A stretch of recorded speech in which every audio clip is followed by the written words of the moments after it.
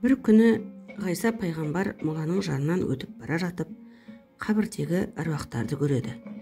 Олар жиналып, жақсы сұхбат құрып отыр екен. Ішінде бір әруақ басы салбырап, көңілсіз отырады. Ғайса одан сұрайды: "Сенің неге көңіл күйің жоқ? Басқалар бүгін шат-шадман отыр ғой", дейді. Олардың ұрпақтары ата-аналарын есіне алып, дұға жасатты, садақа таратты.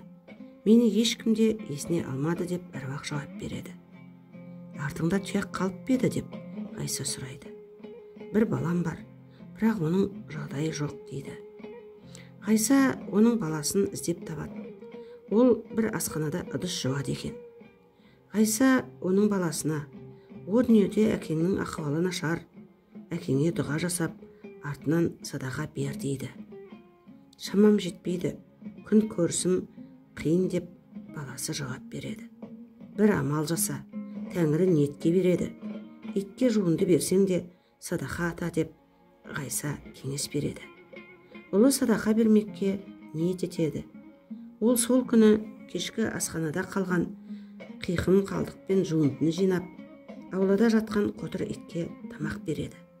Ит тойған соң аспанға қарап ұлиды.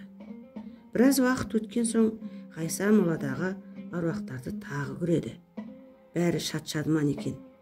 Ғайса бұрынғы аруаққа: "Бауырым, жағдайың түзелді ме?" деп сұрайды. "Иә, менің де соңымнан қайырлы дұғалар жетті. Ұлым бір итке садақа беріпті. Иттің разылығынан Тәңірі де маған риза болды.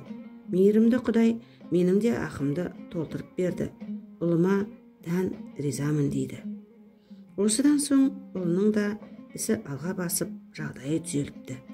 Өлі риза болмай, тірі баймайды деген сөз осыдан қалған екен, дейді.